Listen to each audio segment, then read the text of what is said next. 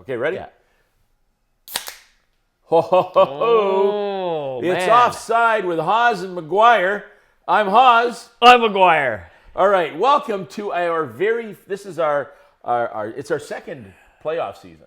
You know that. Yeah, because technically. Technically, we started during the playoffs Yeah. last year as a test thing. Yes. And it was live. But this time we're doing it. We got to record it and do all that other stuff. Yeah. But this is the playoffs, and what a playoff so far. Wow. Okay. Wow. I'm gonna start because I know you said, well, we could talk about Boston and if you want. I'm gonna start by talking about Boston. Pretty hard not to. First of all, the first two games, great games, both ways. I got to tell you, I thought that after the first game it was going to be a walk. Really? I didn't think Yeah. Toronto would come back. I didn't think they had it in them. Okay? And I think that I was impressed. Austin Matthews and Max Domi carried the team, in my opinion. Only a strong game. Obviously, Austin Matthews had a phenomenal game, an unbelievable game winner. He's a Tony Gabriel, for Christ's sake. Yeah, it really was. It was a Gabriel play.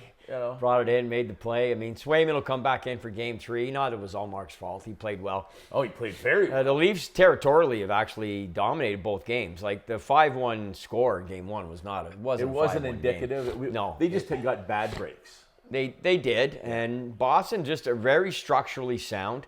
I mean, they easily could have tied it up, but there was a couple of wild scrambles, a couple of great plays. Samsonov had a good rebound game. Samsonov had There's a lot of talk game. they were going to go to Wall tonight. I mean, I think I heard that today on the radio. I was going, I don't know. I would have stick with Samsonov. They did. They were rewarded. It was the right choice. Yeah. Because he played well throughout the whole game. Even on those goals. He didn't have much of a chance on those goals. No. I mean, let's face it, they were good goals. Yeah. Oh, yeah. Oh, a pass that just winged it. I mean, 7 seconds to go in the period. Those are killers. And, you still come back, man.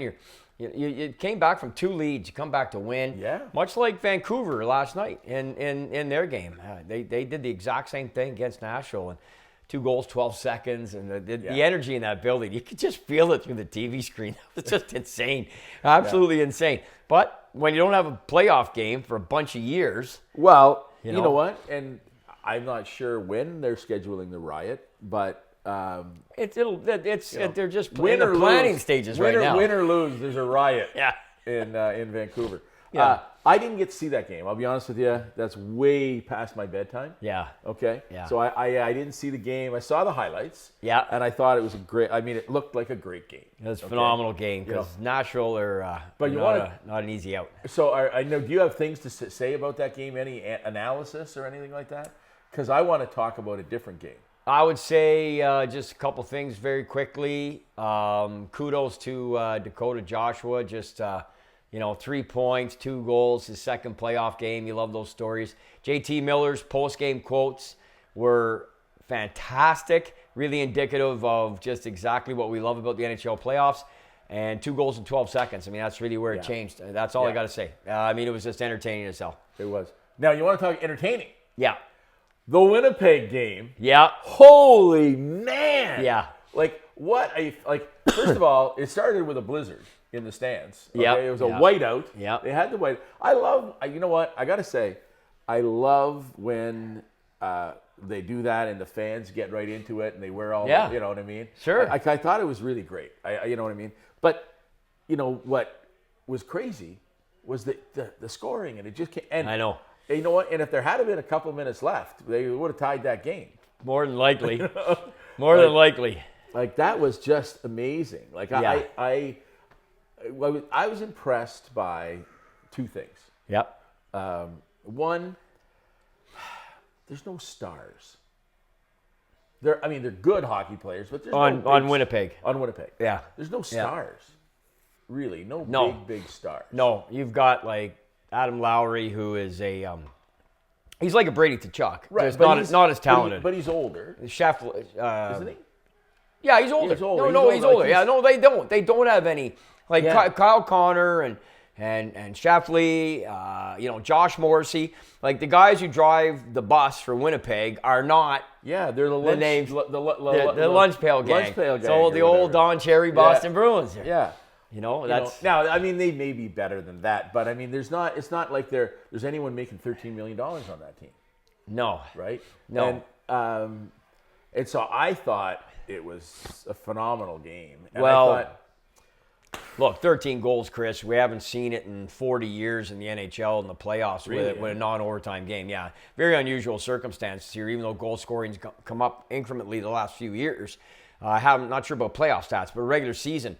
Having said that, look, Hellebuck just won the Jennings. I know. They're scoring on him every second shot. Meanwhile, they're going down and pumping, Colorado. So it was insane. It was insane to watch. But you know what? I didn't think the goaltenders played that poorly. No. I just thought they were amazing goals. No, there was no worse goal given up than Saros in the Nashville Vancouver game.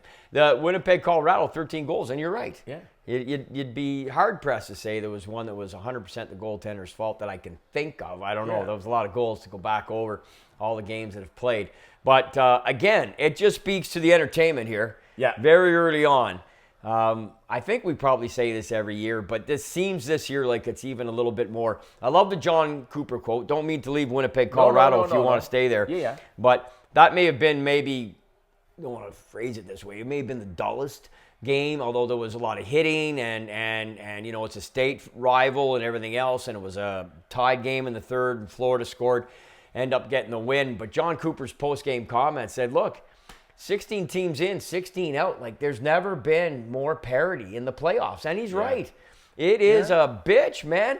Like, you're gassing half the league. Half the league is good. That's right. Like, the other half that are in are all good teams. Yeah. So, we should see a lot of deep series, really. And look at I don't know what the final Islanders, as we sit here, the final. I didn't see it. It was 3-1 Islanders. Was it 3-1? Yeah, it was 3-1 Islanders when I walked down here. So, if they go on to win, there's a big split. Yeah. Yeah. And you look at game one there, and probably a lot of people thinking, okay, like that's what we live. Well, we live in the moment, right? So here I was thinking, okay, I had this great, I was watching the Boston-Toronto game. Yeah. And I'm thinking, Boston's going to win. Because that's who I'm cheering for. And I'm thinking, and then it's like, fuck, right? Yeah. Okay. But I cannot begrudge Toronto fans. That was a gorgeous goal. That was a gorgeous goal. That was a gorgeous goal. And even the high stick goal that got called back was freaking amazing too. Right? A nice play. But it was a nice play. It was a nice play to have that high over the hand-eye net. coordination or whatever. Yeah. You know what? Give them everything they have. But I was thinking we were going back, Boston up 2. And I was going to say something nice to the Toronto fans. Yeah. Say, listen, you're not behind until you've lost in your own barn. Right. Right? Well, now Boston's lost in their own barn. Yep. And so I'm not nervous, but I don't want this to be Toronto's You must be a little nervous because this Leaf team is the best Leaf team in the Austin Matthews era. Of that, there is no doubt. A guy like McCabe on defense, you're certainly getting the best out of Max Domi right now. He's played, I think, 2 good games, notwithstanding a couple incidents there, whatever. Look, that was a stupid penalty. Yeah, but there's a lot of stupid penalties in the playoffs, and sometimes you need to take stupid penalties. Right. You can establish a lot of things in a best-of-7, and I think a lot of coaches in history, a lot of teams in history, including the Ottawa Senators throughout most of the run when they were one of the top teams in the league, probably needed to take a few more stupid penalties to establish a little bit of physicality, a little bit of, hey, we're not getting pushed around. Hey, we're going to fight for our piece of ice or whatever. I think there was something that was sorely lacking, especially under Jacques Martin at that time.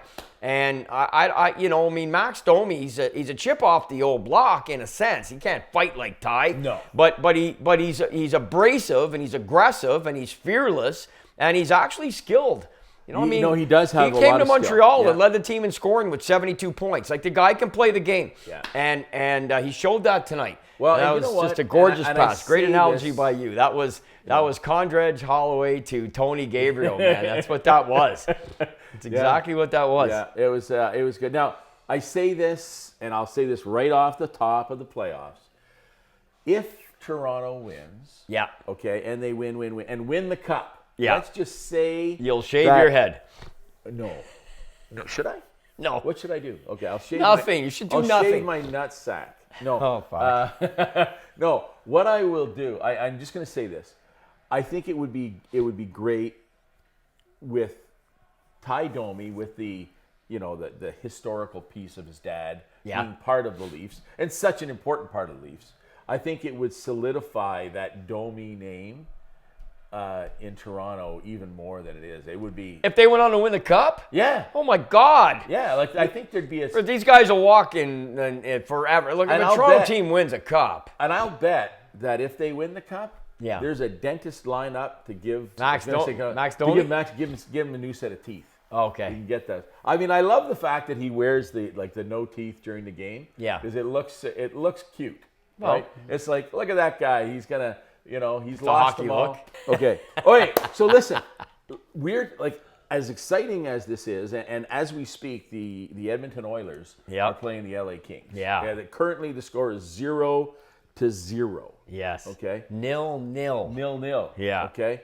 Not. How soccer do you say enthusiast. zero in French? Yeah. 0. Zero. Yeah. Okay.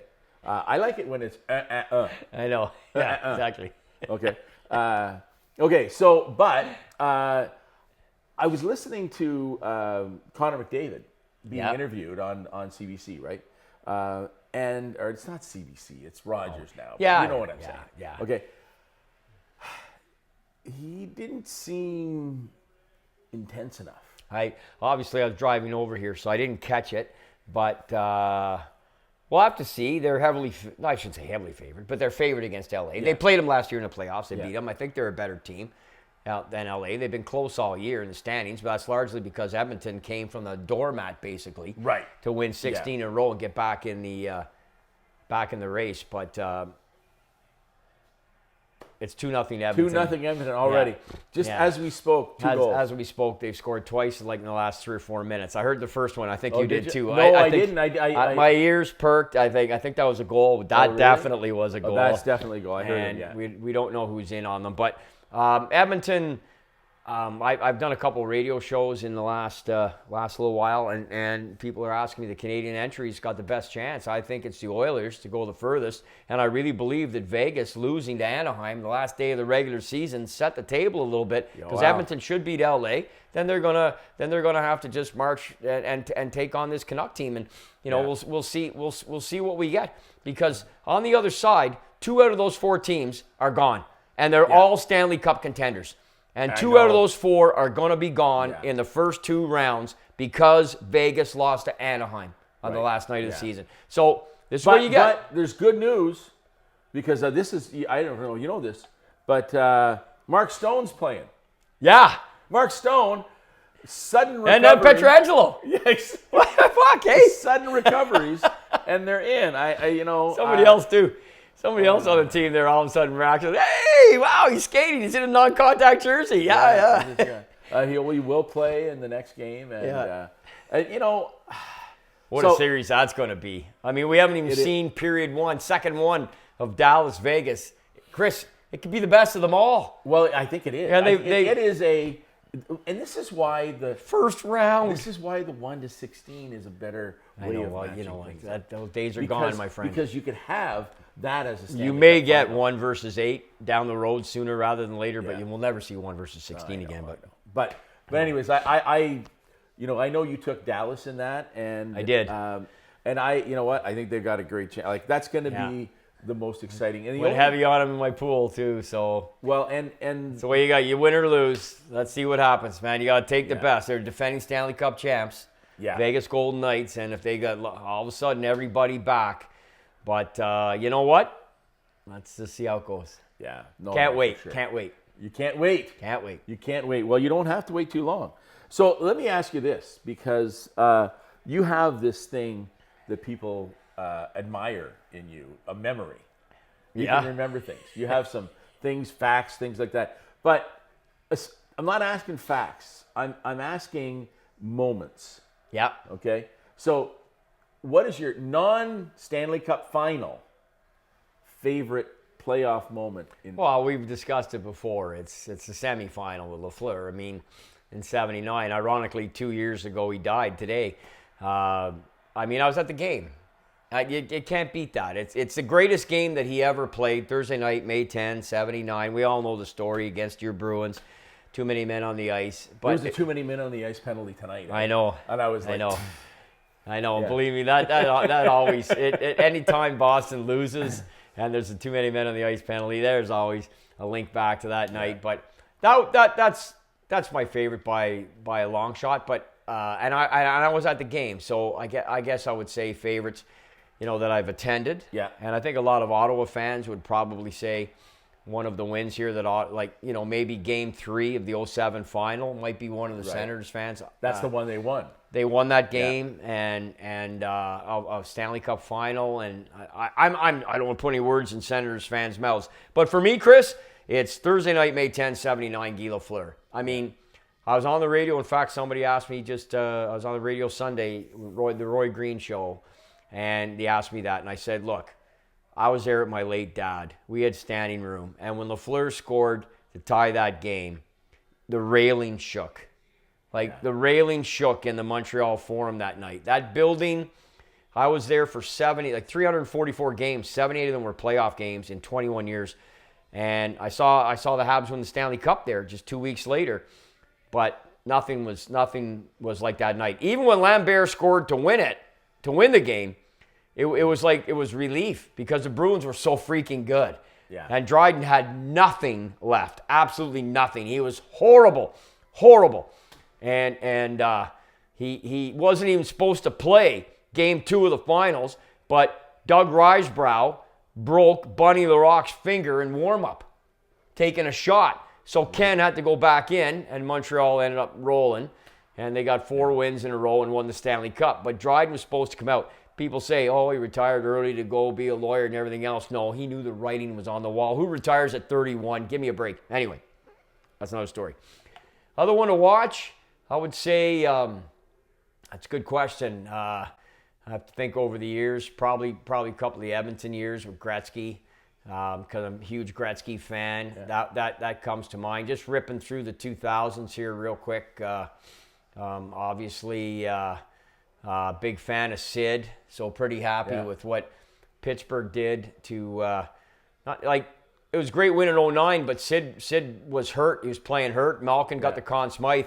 But the wins in 16 and 17, when Sid won back-to-back Conn Smythes, for games I wasn't at, and series and playoffs I wasn't at, I would champion some of those. If I was to turn the clock back again, I would say Bobby Orr, 1970, watching on TV. How could you not say that? You've got it right there, right over your shoulder. Yeah. It was voted the greatest goal in NHL history. Hard to argue when you factor in all the history around it. So those would be my answers. Yeah. How about yourself? Well, you know what? Game 3 of the Senators Stanley Cup final has to be right there. It was phenomenal, and you know what? And it wasn't just the game. I'll be honest, because we had a barbecue out in the parking lot, and it was a party. The weather was good. It was freaking awesome. Yeah. It was just one of those. And I was there with John Baresi. Yeah. And Evan. Yeah. And his son Rocco. Rocco, yeah. Okay. Yeah. So just the 4 of you? Just the 4 of us. Wow. I mean, in our seats, right? Yeah. And it was just one of those great days. You know what I mean? The kids had fun. They were playing we were playing in the parking lot. We were cooking up, having a couple of pints. Yeah. You know what I mean? And we knew it seemed like everybody we knew was going to the game, and so everybody was there around. It was just one of those days. And then they won the game. And then they go in and win the game. I know. And actually, there was a feeling that, oh my God, they can do this. They could, yeah. Right? They can do this. And then it didn't work out. But no. But that was now the only other playoff memory that I will say is I remember when, and it was against my Boston Bruins. Yeah. But I remember it distinctly because my brother Dan, was a Philly fan. Uh-oh. Okay, he was a. Well, is this 74 final? Or? Yeah, 74 final. Yeah. The Moose Dupont. Yeah. Gilles Gilbert. Yeah. Goal. That was a great final. I remember it so distinctly. Yeah. Right. Yeah. Because my brother, I think, busted the drywall in the ceiling. Jumping right? for joy. He was so freaking literally went off. I've never seen anything like that. And then Philly won the very first expansion team to win a Stanley Cup. Philadelphia Flyers. Modern expansion team. team. Led by Bobby Clark. For sure, the LCB line. Well, they didn't have Reggie Leach in '74. He came for the next year, but Rick McLeish was there, and obviously Bernie Perrant. I mean, Bernie Perrant. He won back-to-back Conn Smythe trophies. Do you remember? I don't know if the save off the back of the stick, and which was just happenstance. Yeah. But that was he could not, he couldn't have played better. You know what I mean? And the sad part is, he was a Boston Bruin. Yep. You know. Yeah, he was. Well, Leach was a Bruin. Bernie Perrant was a Bruin. You had some guys that I think I'm missing a couple right now because it's been a long day. But I think there may be one other. But they had the rights to some of those guys. Yeah. And, but you know what? That was my other memory. You know what I mean? For that. So, but this year, that was a great the big memory is going to be a Canadian team is going to be in the final. Really? I really think so. I'm calling it. There's going to be a Canadian very team early in the be making that call. You know what? I'm putting my money where my mouth is. $7 says. That's all I have. $7. Well, I'll throw another 7 in. We'll make it 14. All right. And then we'll buy 1 pint and share it. We'll buy a pint. We'll share it. Get a couple straws. And so there. So I think there's going to be a Canadian team in the finals. Now it is truly unfortunate that we have 3 Canadian teams in the West and only 1 in the East. Yeah. Well, definitely. There's a lot of hope, but there was a lot of hope this year for Ottawa, and maybe I was just out of hockey pool and a lot of chatter about who the next coach of the Senators could or should be. That's a big hire they got going. Montreal's going in the right direction. So, isn't it going to be me? Yes, I think so. I think it should be you. No. So what's the scuttlebutt? There's a couple of schools of thought, and I think the one school of thought that was suggesting, at least early on, about Craig Berube is that Berube's been available for a while, right? And they haven't gone and got him, so that kind of leads most people to believe it's not going to be him. So there's been some talk about Gerard Gallant, and there's been some talk about John Gruden, who is got the relationship with Angel Auer. And because was he coaching in the American Hockey League, and this leads a lot of people to say, no, that's not what Ottawa needs. Is another guy coming out of the A or coming out of the O. Get somebody experienced in there. This is such an important hire. So forgetting about a coach being attached to another team. Yeah. Okay. If you could choose any coach right now, forget who would you pick? Well, you're talking about coaches who are... No, I don't care if they're available or not. If you had your fantasy, you're building your fantasy team, who's your fantasy coach? Well, I would steal Rick Tocchet from Vancouver, obviously. He's going to win the Jack Adams. There's just no doubt about it. Yeah. And I'm thrilled for him. I'm a Tocchet fan. I've only met him a couple of times. They were brief meetings. They weren't anything lengthy, but we did have a chance to have a chat. And I loved him as a player. How can you not? Yeah. And he's a Stanley Cup winner as a player. I loved the way he played. He absolutely flat out ball. And you know what? Skilled though too. You're saying. He wasn't just a gritty guy. He was very gritty. Yeah. But he was very skilled. He's going to win the Jack Adams. But look at Butch. Let's see. He won the Cup last year. How do you say no? Patrick Waugh, they could have possibly had here. It looks like the Islanders probably won tonight, I'm assuming. And, that'll be a tough out. I still think Carolina will win that series. But the Islanders were dead and gone until Patrick got on the scene. And I think he would have been great here in Ottawa. However, everyone's waiting, and they will wait. Islanders aren't going to win the Cup. They're going to lose. You're going to get Patrick next year. What's going to happen? It's going to be an implosion at some point in time. So Patrick Waugh, though, he's got longer than just he's not on a tryout. No. He's signed. He's been brought in. Yeah. Lou brought him in there. He gave him a deal. But who cares? I mean, coaches, you can sign a $1 deal. Doesn't go against the cap. And more often than not, coaches are fired with term anyway. I mean, coaches, there's so many guys. Look at Babcock. He's still cashing checks in Toronto. Oh, I know. So, should we hire him? Yeah. No. No, and someone tonight said Joel Quenneville. There's just no way. You think the Ottawa fan base would welcome Joel Quenneville of all cities? No, he can't. There's no way he can work anywhere in Canada. Right. Not the way, to steal 5 seconds from our last show, the way the country's gone woke. There's no way that Joel Quenneville would ever get hired here. And look, look, he got absolutely. First of all, he's got to get cleared and reinstated by Bettman, and that's a long shot, really, frankly. Well, I don't know if you saw his recent interview. Yeah, I saw it. And so I you know what? I don't think after that interview he's coming back to the NHL. No. I don't think so either. Yeah, I don't think so either. And I think it was orchestrated, and I think he wanted to do it because he wanted to get it out there, and and I think it backfired on him personally. Yeah. It's one of those ones where I don't know. Did he have any advisors? When the debates happen, the political debates, and the people, and there's a great big infrastructure of support in behind these candidates.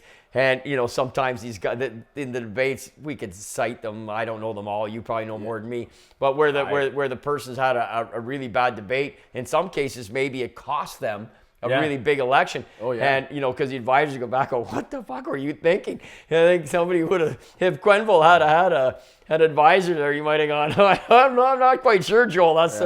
That's the way you want to. You can find it online, I'm sure, if you haven't seen it. But it's not. It didn't look particularly good. No. So. But you know what? Give the guy the opportunity to say what he has to say, and that leads me back to the other one too. Yeah, I think Ottawa. My pick would have been Berube. Looks like that's off for sure. Okay. I believe that to be the case. From now, Chris, God, who knows? Roll the dice. So, you know who I think... It better not be Gruden, though. If you're an Ottawa fan, you must be petrified to think that they're going to reach back into a patronage pick because of a personal relationship. I don't think that's going to happen. You know what? Maybe Gruden would be great. And maybe. It could be. But you know what? All indication is that Andlauer and, the hockey operations team are really thinking this through, right? And that they're not going to jump. They could have done that, but that's not going to be it. We don't need another, guy who's going to come here for a couple of years. Need somebody established. That's the thing. No. Why? He can't coach in Canada. That guy cannot coach in Canada. That was a disaster in Vancouver, and I think it would be similar here. Okay, so why can't he? Secondly, coach in Canada? Why can't he? I think he's just too hardcore American. I think there's a difference because coaches, despite them not affecting what goes on the ice because they're not players, right? Just their press conferences and how they comport themselves and everything else becomes part of the persona of who you are in the respective cities that you work in. And I just think after the disaster in Vancouver, which it was, and frankly, to be honest, very telling in Philadelphia that they went out the way they did and crashed and burned, and him giving those last few press conferences saying, "Hey, if this team's quitting on me, you've got the wrong coach." Yeah, well, you know what, John? You called it, kid. Yeah. I mean, you can never take away 2004. That's the thing. At the end of the day, what did Butch Cassidy said the first thing when he was interviewed after they won the cup? He said, "Well, they can't take it away from me now. I'm a Stanley Cup winning coach." Thing is, so's Torts, but it was 20 years ago. Yeah. And he's bounced around from team to team, and he's done some great things. Like in Columbus, they had some of their best seasons under him. Yeah. But Chris, I think he is not the right coach for Ottawa at all. Yeah. At all, in my opinion. However, I agree with your thought process, if you're going there just as a general comment, that they need an established, experienced guy. And I think you know that too. Yeah. Well, they also need a hard ass. They need a hard ass. Look at what just happened in Buffalo. They gassed Granato. They're bringing back Lindy Ruff. They're bringing back Lindy Ruff. Yeah, he's going to play. Yeah, where he's Rupp at home and Lindy on the road. That's right. Yeah. And you know what? I wait. I can't wait until he starts throwing sticks and stuff. Yeah. But, well, that would be entertaining if he's got any of that left in the tank. But well, you know what? That was a real surprising hire. I was blown away by it, and I heard it driving back from the gym today. I got about 5 texts in a row saying, "Did you hear the news out of Buffalo?" I went, "What? Lindy Ruff? You gotta be kidding! You gotta be kidding!" Chris, I don't think it's a good hire. The Sabres are poised right now, and Granato kind of got a lot out of them there. But, they always fall back, right? They always fall back, and they did again this year. Well, Tage Thompson didn't have quite the same year, let's be honest. And even though he finished very strong, and they've got so many good pieces. They've got a great young D-core because they've been drafting them first overall. They've got or second overall. They probably got, you know what? In 2 years, they'll probably have the best defensive core if they can keep them. Well, I don't know. I think the Habs will be challenged for that as well. The Habs D-core is an up-and-coming, going to be a force. But you're right. Buffalo's a couple notches ahead of where Montreal are. We'll find out next year with Lane Hudson when we get a full season. He looked really good those 2 games. Just nowhere near enough sample size to tell. But I couldn't believe Lindy Ruff's back. It's a new thing, right? Bring coaches back. It's it's unbelievable. The Habs started it. Nobody's done it more than Montreal. Roll another guy back in. It was Throwback Tuesday or Monday, or whatever. Yeah, it was. I guess. Surprising hire for me. I don't know if you're a Sabre fan. Send us a comment. Tell us what you think, because I was surprised by that. I got to reach out to Rob Rattray, Kevin Shields, 2 of the bigger Sabre fans. I don't know if you know any personal or not, but those are 2 of the biggest ones that I know. Love to know what their thoughts are about Lindy coming back. Well, same thing. Look what I said earlier about John Gruden. Eventually, guys have to come up. Look at Jared Bednar, right? He put his time in. This guy played in the minors. He was an enforcer. Got his years in. Starts coaching the minors. Works his way up. Finally gets a shot. Yeah. Didn't do much. Those first couple seasons, they turn and burn. He ends up winning a Stanley Cup. Eventually, guys deserve a shot. Oh, yeah, absolutely. You got to do it because they deserve a shot. You need to have new, fresh ideas, right? If you were to go back, and look at the way the game was played 15 years ago, compared to how it's played now. Well, everything kind of turns on 05, right? When the red line came out, that's just the game. And now we're 18, 19 years there. Yeah, so it's sort of what I mean. So in that time period you're talking. It's a totally different game. What we're seeing right now, this pace, this physicality, this is the other comment that's come up to me in the last 48 hours since the playoffs started. First of all, this is the greatest 2 weeks in sports. There's nothing better than the first round of the NHL playoffs. Absolutely nothing. What about March Madness and the women's basketball? Fuck. Yeah. I'd like to see you comment about that and see how long you last on this podcast. Yeah. I just wouldn't make the same comment that Bobby did. I wouldn't make it the same way because those sports have got their eyeballs. It's just they just don't have mine. But their numbers are undeniable. But at the end of the day, what we're seeing in hockey right now is a real good testament to the sport and all the good it can be. But what it also does for me, who kind of favors Montreal, and it must for you, who are a hardcore Bruin fan at heart, but have slipped a lot towards Ottawa. Yes. You look and you look and say, oh my God, can you picture Montreal or Ottawa playing in these series right now? They'd get killed. They'd get killed in playing in these first. The intensity level's gone to here, and it's. But except that there are moments where the Senators, are they're really great to watch, and you think that you've got it when you see Tkachuk and those kids. And they start firing. Well, Brady's going to be a force whenever he does get a playoff game. You know what? All those kids they have the ability. I think the Senators are 3 players away from being a contender. Well, certainly one's a goaltender.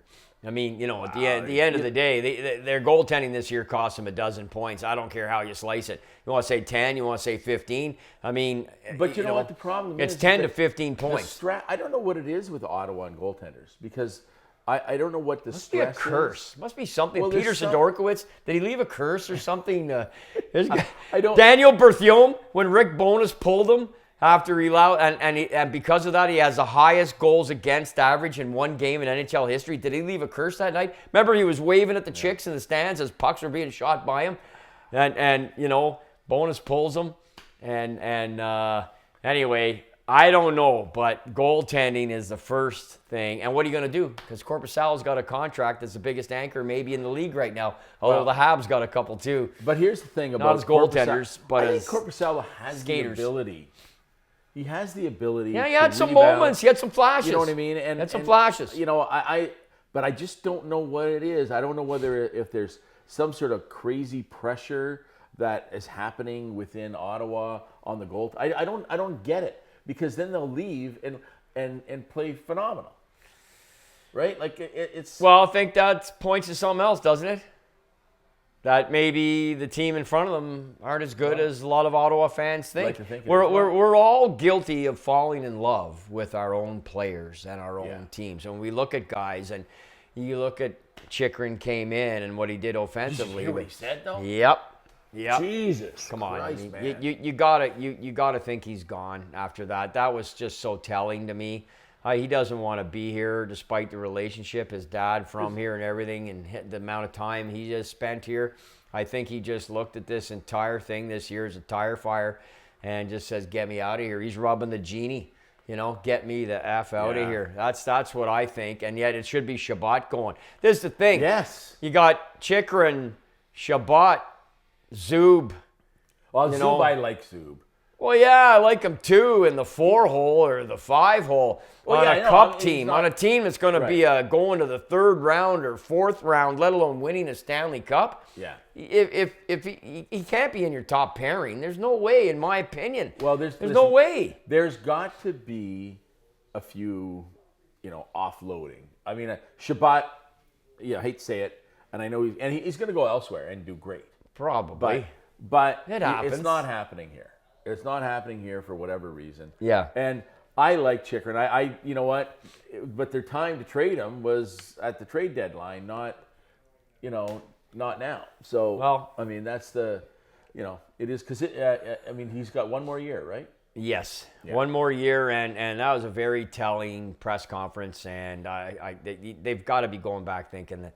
But I think they should be anyway. To me, the defense, like you talked about it, how Talbot or Gustafsson or some of these guys can go off to other teams and play well. Well, it's just the structure in front of them, and let's be honest, I don't think DJ had a really successful structure during his almost 5 seasons here, and that's part of the problem. But I also think, too, that D-core in Ottawa, and you look what's going on already in these first 1 or 2 games of the playoffs. And I just don't see this Ottawa defense measuring up. I know what you're saying. A couple of good games. You play good games here. You play good games there. I mean, even San Jose Sharks played a couple good games this year. They won 3 in a row at one point, I think, or something, or close to it. After everyone was wondering if they're going to get a win by Christmas, remember? Right. Then they strung a couple together. But, I mean... But you look at what's going on here and know that you've got to play potentially 7 games of this. I look at Ottawa going, not a hope in hell. Yeah. Not a hope in hell. Well, I'm saying that about Montreal, too, believe me. Saying that about the majority of the teams that didn't make the playoffs. You know what my concern is that Ottawa does not have a defensive coach, defensive coordinator, okay? Yeah. On the assistant side, that really gets the position or really excelled at it themselves. I mean, I was thinking about this just like the other day. He's certainly not ready to be a head coach, but Jason Smith, who spent, he had a coffee here in Ottawa at the end of his career. Yeah. Okay? Yeah. But I think that a guy who was as solid on defense, who was as mean as a son of a bitch can ever be. Yeah. Okay. I liked him as a player, 100%. Absolutely. You know, they need somebody like that who can work with the D, because our D they're just not there. Yeah. They're just not there. You're right. We don't have the structure in front. We've got guys who can wheel, and we've got guys who can do things offensively. Yeah. They're not coming back and they're not playing in the full I just don't like length the of ice. makeup. I don't like the makeup. if Clevin turns out and they get some more out of him next year, perhaps at 6'5", I mean, you need somebody.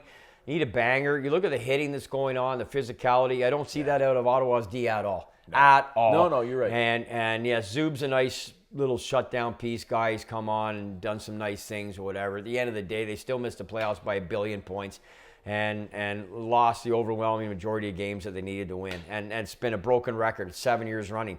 The definition of insanity. Do the same thing over and over. Expect a different result. So, I believe you build teams from the back end forward. For sure. I believe that, you need a Brad Park. You need look at those. Park never won a cup, I know, but only because it just didn't work out. Well, that's what happens when you don't win. Yeah, it just didn't work out. No, you're not saying, look, Brad Park's a Hall of Famer. He's one of the greatest of all time. He finished runner-up the Norris 6 times to 3 different defensemen. So, including Bobby Orr, Denny Potvin, and Larry Robinson, the guys who beat him out for the Norris, for God's sake. I mean, Brad Park is one of the greatest of all time. He should be on any top 10 list. He's on mine. He's phenomenal. He was the best player in 72 in the Summit Series. Best defenseman in the Summit Series. So Brad Park deserves all the accolades. But yes, that's the type of guy for sure, Chris. If, I just think Shabbat has regressed and he still hasn't come back despite he can do so many good things in the regular season. Who knows? But their goaltending cost them big time this year. That was the number one flaw in Ottawa's.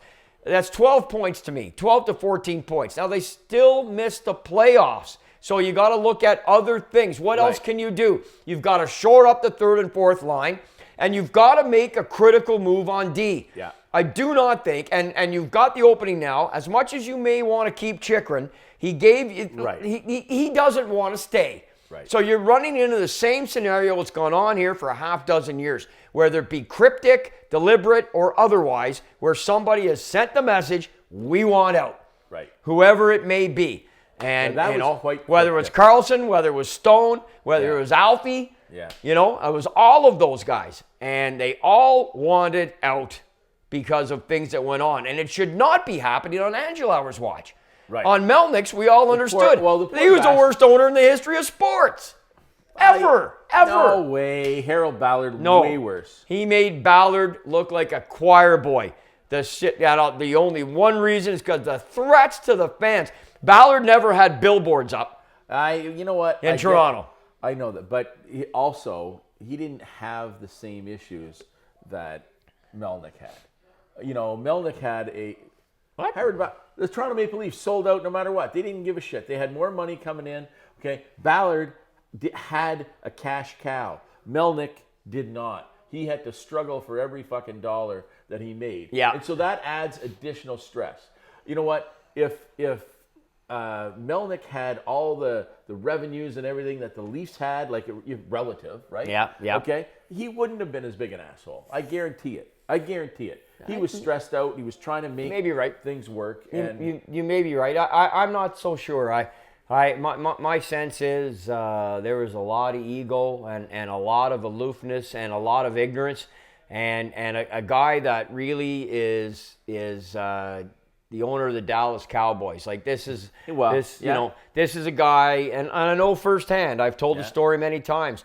Walking by to pick up my media guides, Brian Murray on the phone, on speakerphone with Eugene Melnick, and waving me in to sit down and give me the shush sign and just listen to this psycho talk.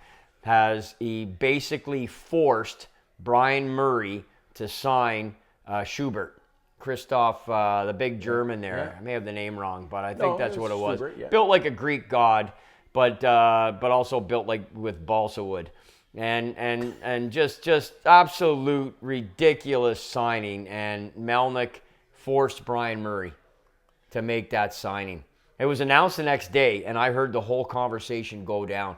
And when you're an owner doing stuff like that, then you just a recipe for disaster. Let alone when he started threatening the fan base, and let alone so many other things that he did. To me. Yeah. I mean, you know what? Look, Ballard's terrible. The incident with Roger Nielsen will always be the low point. and followed very quickly about his ignorance towards Borje Salming and forcing Sittler out. Like everything that happened. Yeah. Everything that happened there in the late 70s was all on Ballard's watch. But, man, I don't know. I guess it's a 1-1. You know what? You're right. Ballard was pretty bad. So that being said, it's not an easy thing to own a hockey team. Especially, let's say you're in the desert and you don't have a rink. Yeah. Okay, and we were remiss not to make a comment on that last show, but we. Well, no, we're doing it now because we have the freedom. But I want to say something before. You know what?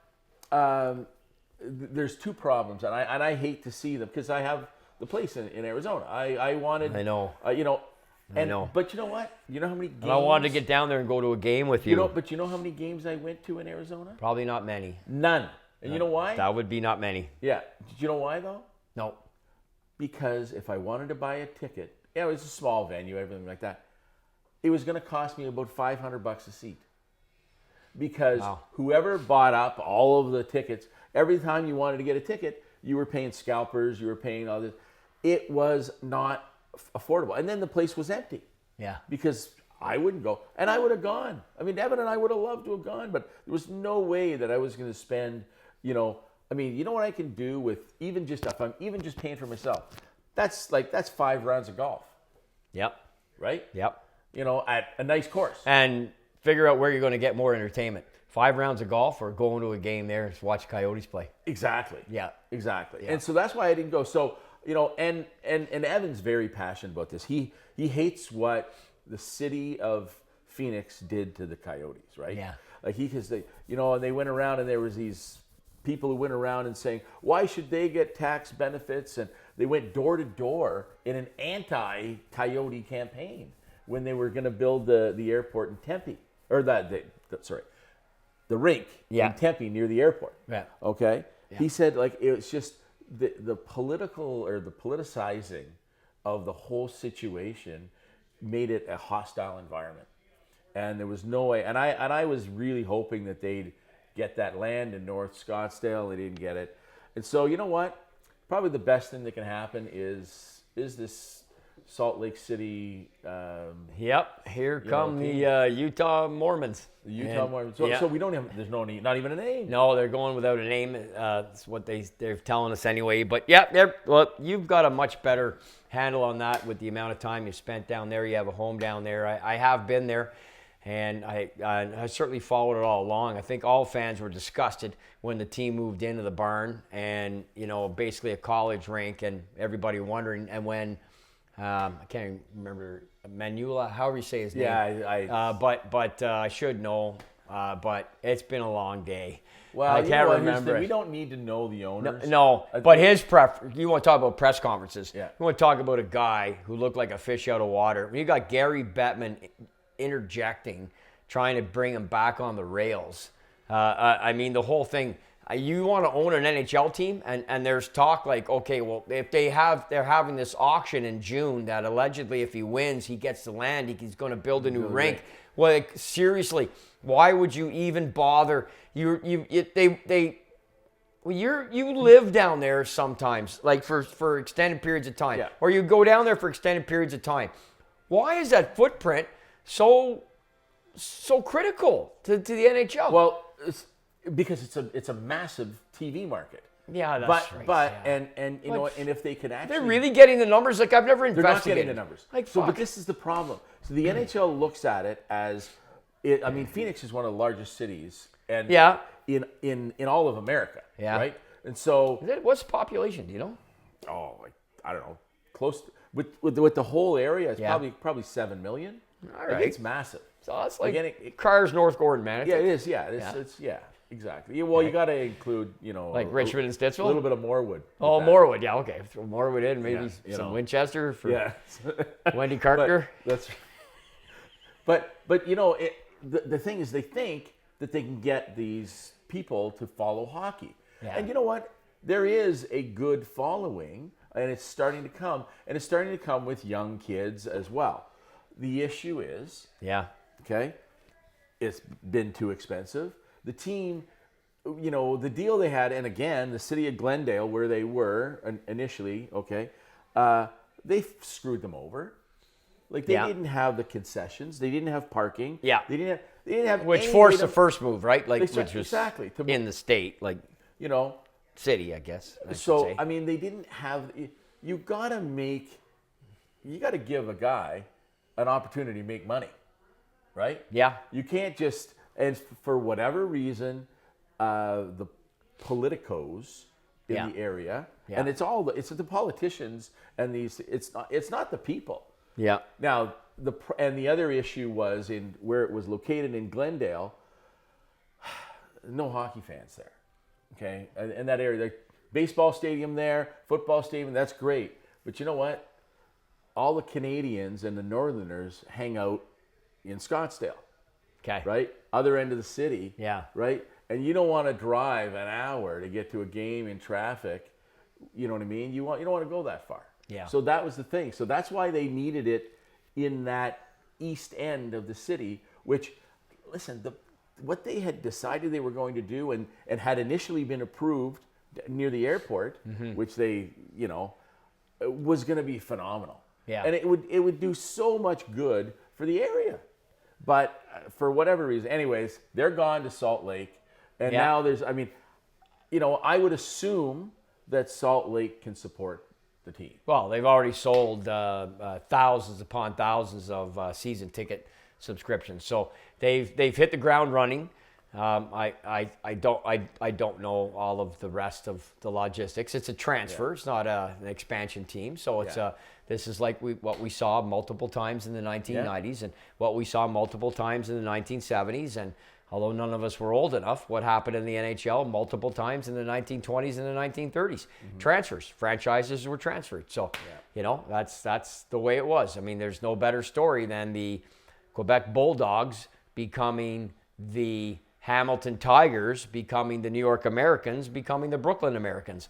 Four different names, same franchise. Right. So, and you've got a very close one with New Jersey, with Kansas City Scouts, Colorado Rockies, New Jersey Devils. Yeah. So there's, and that, let alone what's gone on between how many times they're going up Colorado and back Avalanche, Winnipeg. Well, I'm just thinking of Winnipeg and how they've iterations of that. Yeah. And the Atlanta. Well, now especially because now Phoenix, who were the Jets, are going to Utah. So I saw a lot of people on social media going, gas the Coyote records with the Jets. Break them up. Whatever happened in Winnipeg, stays in Winnipeg. And let Phoenix have their own thing now. You're going to say that it's a franchise record because somebody in Utah is going to beat a Winnipeg Jets score? Like, they're not wrong. No, you're right. But, at the end of the day, it's called a franchise. Look, Toronto Maple Leafs, right? That wasn't their first name in the NHL. It was Toronto Arenas, Toronto St. Patrick's, and then Toronto Maple Leafs. Right. Same franchise,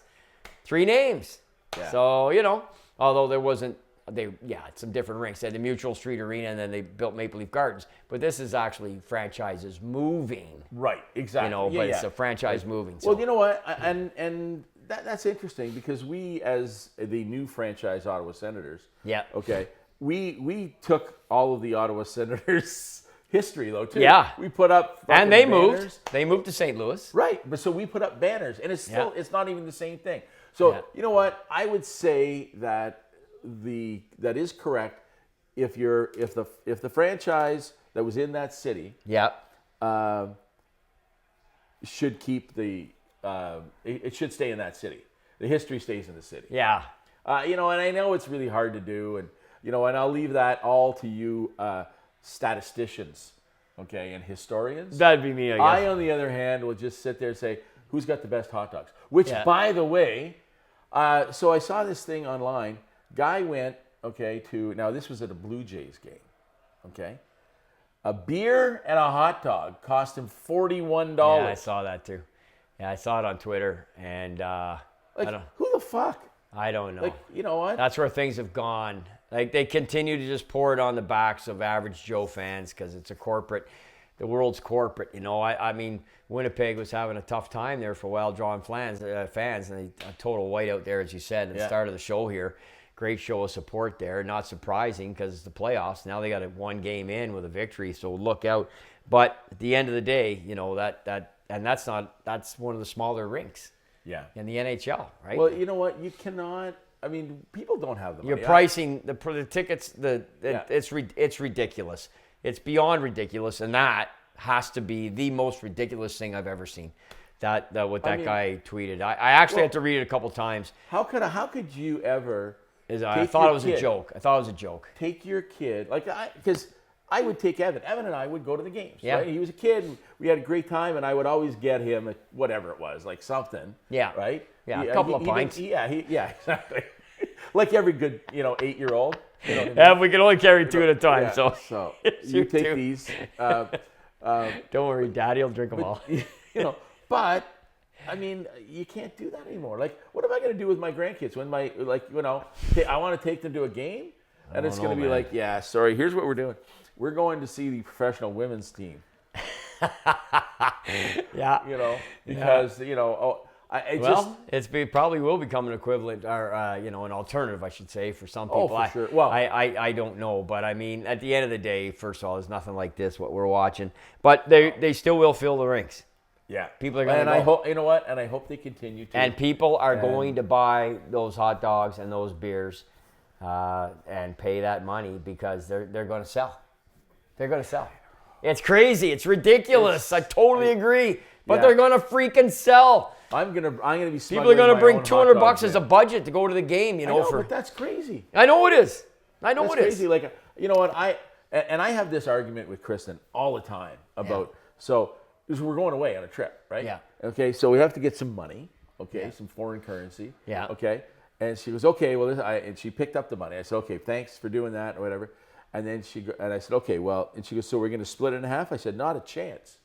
Okay, you're getting this much money, and then I'm hiding this much, and then I get this much at the end of the day, because Kristen is all about the experience, right? Yeah. Does not care about the price of things at all. It's like, oh, well, what is that? Well, I guess that's what it costs. And I'm are you fucking kidding me? You know what I mean? So I'm the, the voice of reason. No, I feel like I've got to be the freaking purse strings guy. You're the banker. You're the administrator. The Scrooge. I'm the Scrooge. Maybe, I suppose it sounds a little bit Scrooge-like, but I mean... It does, because you know what? At the end of the day... But you can't go. If we were to go to a hockey game, I'd say, honey, you can't have a hot dog. 3 cars. You're in $1 million home. You got a home in fucking Arizona. Okay. At the end of the day, spend... You don't get that shit by spending it on hot dogs. You don't get that. Spend the money. You're going on a trip with your wife, so she wants to spend a few extra $100. Who cares? All right, you know what? You're starting to... Listen, you're starting to make sense, so stop it. Okay? And you know what? I don't like the fact that you're on her side. Okay? I know. That's just wrong. I know, because we're offside with Haas and McGuire. That's right. Yeah. Okay. Yeah. Listen, we're actually, you know what? I don't know. Do we have anything else we're No, we should shut her down. A quick shout out to Guy. Yeah. 2 years ago, we lost one of the greatest ambassadors, and it's just, as I said to somebody today, he transcended the sport. Yeah. He transcended the sport with his play, his flair, his attitude, everything that happened, everything he did off the ice after he retired. But in his prime, if you were fortunate enough to watch that man play, you saw something really, really special. And we lost him 2 years ago today. So here's to Guy. Okay. Guy. Yep. Well, this has been Haas and McGuire. This is offside. What the fuck? Okay. Let me try that again. Try it again. It's late. All right. I know. All right. Leave all this in. This is gold right now. This is gold right now. All right. Seriously. This has been Offside with Haas and McGuire. I'm Haas. I'm McGuire. G'day.